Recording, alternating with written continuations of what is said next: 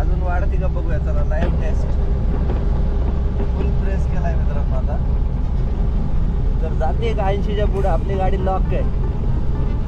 गव्हर्नमेंटच्या नियमानुसार लॉक आहे गाडी. कितीपर्यंत गेली? 90.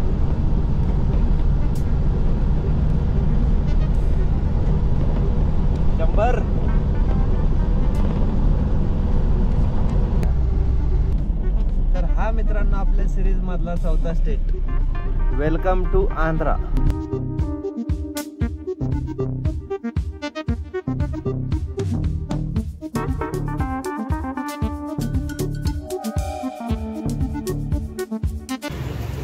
तर आता इथे मित्रांनो आपल्याला बँगलोरमध्ये हे 10 पीस काढून द्यायचे.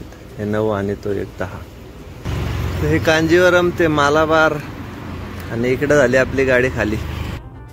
गुड आफ्टरनून मित्रांनो, जय शिवराय आणि सगळ्यांना श्री स्वामी समर्थ. तर दुपारचे 2:30 वाजले आणि आपण थांबलो आहे बँगलोर बायपासला. तर हा शेजारीच बँगलोरचा बायपास आहे, एअरपोर्टचा रोड. इकडे मागे गेलं तर चेन्नई, पुढे गेलं तर पुणे मुंबई आणि बँगलोर वरतून पुढे आपल्याला सोलापूर हायवे. तो सगळ्या ह्या गोष्टी ह्या रोडलाच लागतात. तर सकाळपासून मित्रांनो आपल्याला कालचा वायनाडचा ब्लॉग एडिट करायचा होता, त्याच्यासाठी टाइम गेलाय आणि टीपीचा सर्व्हर डाऊनच होता. सकाळ धरून डाऊन होता म्हणून आता एजंटकडून 150 रुपयाचा आपण आंध्राचा टीपी काढून घेतला. तर 150 रुपयाचा टीपी आहे, 50 रुपये एजंट चार्जेस, 200 रुपये आपल्याला त्याचा खर्च आला. तर चला आता इथून निघूया. इथून आपल्याला एक 20 किलोमीटर वरतून राईड घ्यायचा अनंतपूरसाठी. अनंतपूर वरतून कन्नूर मार्गे आपला हैदराबादची जर्नी एन्जॉय करायची. तर वाटेमध्ये जेवायला पण थांबूया आणि कुठे आंघोळीला भेटलं तर ते पण करूया. तर चला इथून पुढचा प्रवास सुरू करूया. समोर हाऊस दिसत असेल मित्रांनो, मस्त असं पटांगण आहे आणि इकडे ढाबा आहे, ट्रक पार्किंग आहे. आपण आपली 1934 इथं लावलेली आहे. मस्त लोकेशन. कपडे सुद्धा वाळत घातले, जस्ट अंघोळ उरकली आहे.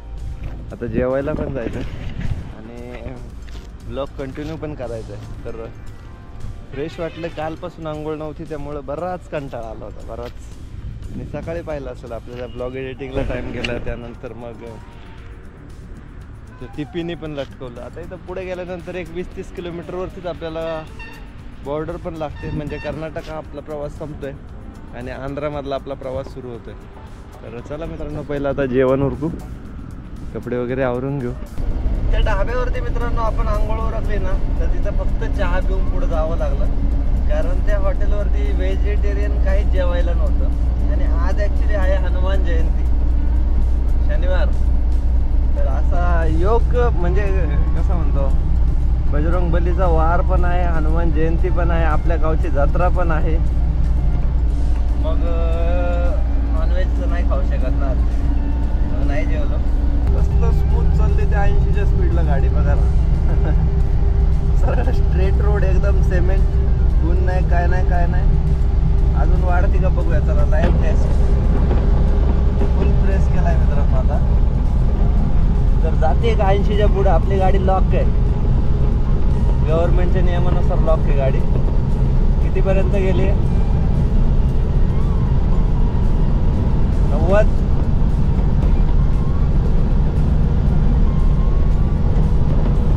100.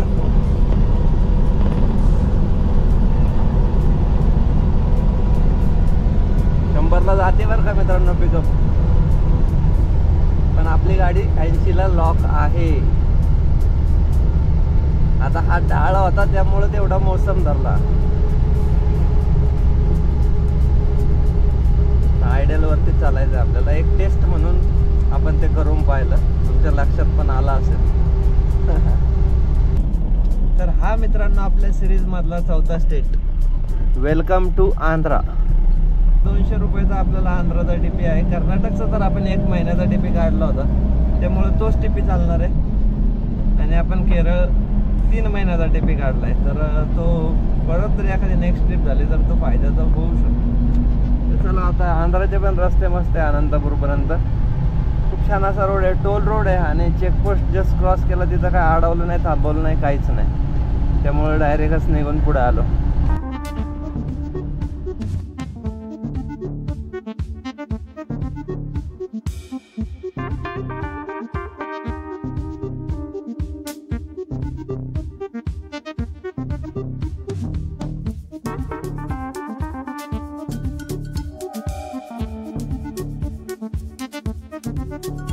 200 किलोमीटर ऑलमोस्ट आपण डन केलेत.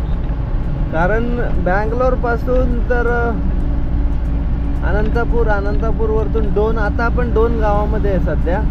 आणि इथून 300 किलोमीटरचं अंतर बाकी आहे. तर आता जेवायला थांबायचं आहे, कारण हा रोड इतका भारी आहे. टोल आहे पण रस्ता पण खरंच खूप छान आहे. खड्डा नाही, काय नाही. इथं हॉटेल भारत म्हणून आहे. जेवण होतोय आता पहिले. मागाले तरकारी एक्सप्रेस झेंडू. तर या मित्रांनो जेवायला. पराठा, सांबार, डाळ, चटणी, कांदा आणि मस्त असं वाटतं ते बघा.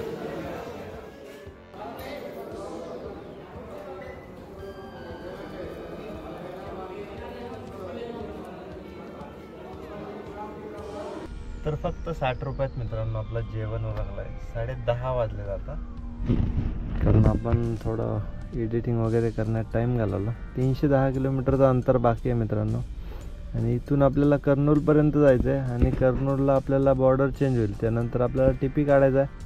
कृष्णाचं खूप मोठं असं धरण आहे इथं कर्नूलला. पण ते रात्रीचं काही दिसणार नाही. जवळच आहे आता इथून.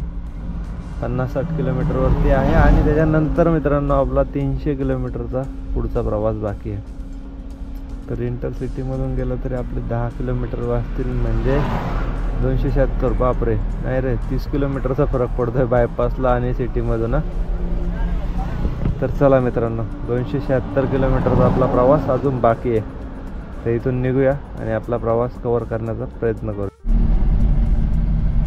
बँगलोर टू हैदराबादची जर्नी मित्रांनो आपण थोडी फास्टच करतोय. कारण आपल्याला प्रवास बऱ्यापैकी कव्हर करायचा आहे. हे 600 किलोमीटरचं अंतर होतं मित्रांनो. 300 किलोमीटर ऑलमोस्ट आपलं डन झालं. मस्त असं मारुती रायाचं दर्शन हनुमान जयंतीच्या दिवशी.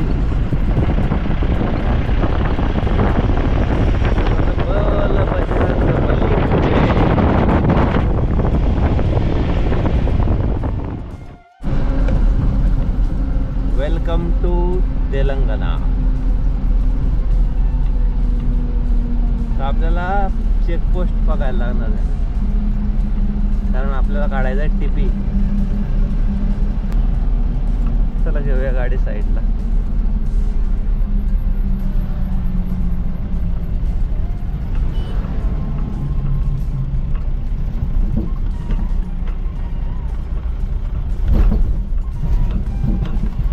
लाईट मारली, लाईट मारतोय.